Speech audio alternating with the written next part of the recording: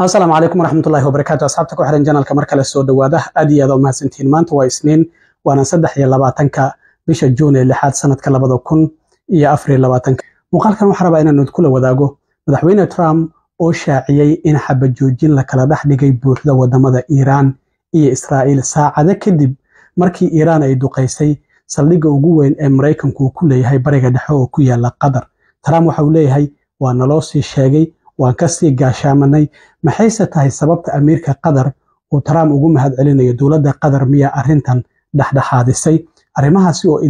waan idinla wadaagaya dagaalka u dhaxeeya Iran iyo Israa'iil maanta maalintiisii 12aad ayay ahayd marka waxaa jirtay caawa sidoo kale in ay Iran ka soo jawaabtay duqeyntii Mareykanku habeennimadii Sabtida ahayd u geystay goobihii ugu waaweynaa ee nuclearka ee wadanka Iran oo uraniumka lagu bacriminayay Fordo, Natanz iyo Isfahan marka waa ay ka jawaabeen gantaalo ayayna ku tuureen waliba la yiri kuwa ridadoodu gaaban tahay iyo ridada dhaxa ah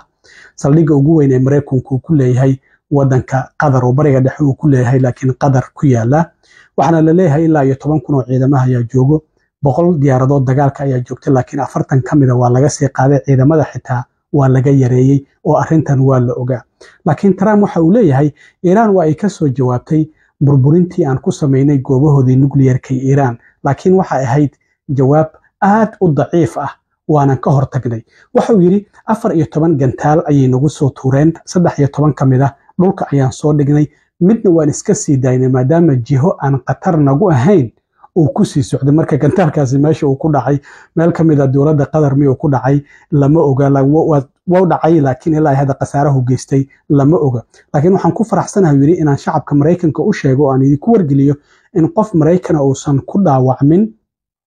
isla markaana wax damage oo aad u weyn oo san noo geysan waa laga yaabaa in damage jiraan laakiin wax weyn nooma geysanin ayuu leeyahay waxa uu leeyahay sidoo kale waxaan rabaa dawladda Iran inaan uga mahad celiyo in digniinta ay nasiisiyeen arintan ma la isku ciyaara khiyaaray waaba naloo sii sheegay ayuu leeyahay marka digniinta ay nasiisiyeen taasi oo ka hortagtay ayuu leeyahay suuragalnimada in nolol fara badan lagu waayo meena ciidan nooga dhinto isla markaana in dad kalena ay ku dhaawacmaan sidaas darteed ayaa waxa uu leeyahay laga yaabe in Iran hadda ay diyaar u tahay in nabad ay qaadato iyo isku duubni gobolka ka dhalata sidoo kalena waan ku dhiirigelinayaa Israa'iil sidoo kalena inay samayso marka Trump wuxuu leeyahay Iran way noo sii sheegtay gantaaladan markii ay soo tuureysay marka waan ka sii gaashaamanay oo meelihii la gali lahaa ayaa la galay cidna waxba ma aysan ku noqonin marka Iran hadda wuxuu leeyahay waa inay nabad qaadataa Israa'iilna sidoo kale waan ku dhiirigelinaya waxa xigay qoraal kale uu leeyahay waxaan doonayaa inaan u mahad celiyo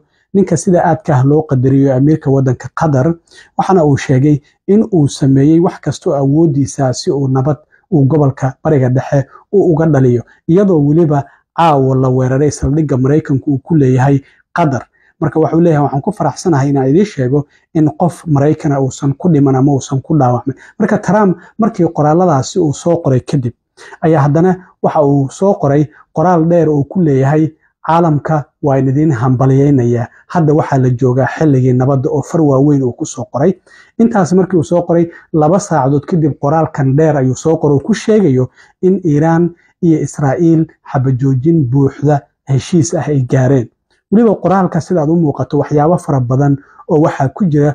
fahamkooda uu adag yahay sida uu Trump u soo qoray arinta laakiin waxa loo maleynayaa in dawladda Qatar ay dhaxdhaxaadisay maadaama Ameerika uu mahad celiyo Trump qoraalkiisa waxa uu ku bilaabay hambaliyo qof kasta waxa la gaaray heshiis buuxa ayuu leeyahay oo Iran iyo Israa'iil ay si buuxda xabajoojin ay ugu heshiiyeen 6 saacadood oo hadda laga bilaabo waa markuu qoraalka soo qoray oo saacada ka hor Israa'iil iyo Iran wuxuu yiri marka ay xaaladda qaboojiyaan isla markaana horumar ay ka gaaraan howlgallada ugu dambeeya oo ay sameynayaan marka waxa wali labada wadan wax miya isugu dhiman waxba isku tuurtuuri doonaan oo ka wada hawshaasi marka waxa uu leeyahay marka xaaladda la qaboojiyo 12 saacadood kadib markaasi xabad joojin buuxda ayaa lagu dhawaaqi doonaa Iran ayaa xabad joojinta bilaabi doonta ayuu leeyahay markii hore Iran ayaa la weeraray Soomaaliya Iran ayaa xabad joojinta bilaabi doonto 24 saacadood kadibna waxa si rasmi ah loogu dhawaaqi doonaa dagaalkii 12 maalmood inuu dhamaaday caalamkuna waa uu salaami doonaa, salaan ayuu u saari doonaa. Marka Trump isagu wuxuu iska dhigayaa in arrintan uu dhexdhexaadiyo. Marka Iiraan marka xabad joojinta ay bilowdo, dhinaca Israa'iil xabad joojintu ma ka dhaqan galaysaa oo weli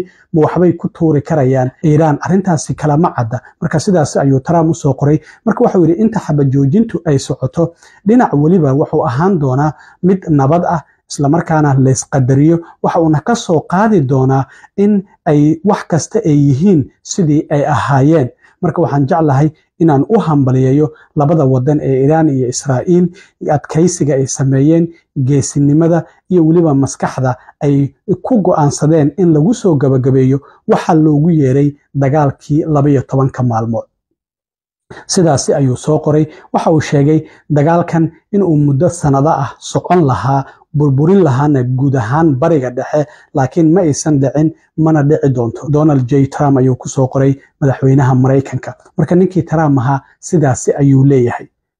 heshiis xabad joojinaha la gaaray. Dhinaca Iiraan telefishinadoodu arrintaasi waa ay sheegeen, laakiin dhinaca Israa'iil weli wax war ah ma aysan ka soo bixin. Marka xabad joojintaasi buuxdo ayaa la gaaray oo labadii wadan la kala dhex dhigay ayuu leeyahay. Sidoo kale waxaa soo baxday Maraykanku habeennimadii Sabtidii markii uu duqeynayay 3 goobood ee goobaha nuclearka uraniumka Iiraan ay ku bacriminaysay in 3 maalmood ka hor Iiraan goobteeda ugu weyn ee Fordo lagu arkay satellite-ku sawiradan ay qaadeen in taraagyo fara badan layn ay ku jireen, isla markaana ay galeen kana soo baxeen. Marka sida Iiraan ay sheegtay, uraniumkii ma horeyba ugala sii baxday meeshaasi oo meel kale ayay geysatay. Sawiradan sidaad arkaysaan waa taraagyadaasi faraha badan oo idinka muuqdo goobta Fordo la yiraahdo oo buuraleyda ku taala oo Maraykanku diyaaradaha B2ga iyo hubka dhulka jeexa oo 30,000 oo tan ah uu u adeegsaday. Maraykanku sidoo kale khiyaano ayuu sameeyay markii howlgalkaasi uu fulinay. Waxa la leeyahay 7 diyaaradood ayaa waxay u kicitimeen oo nooca B2ga ah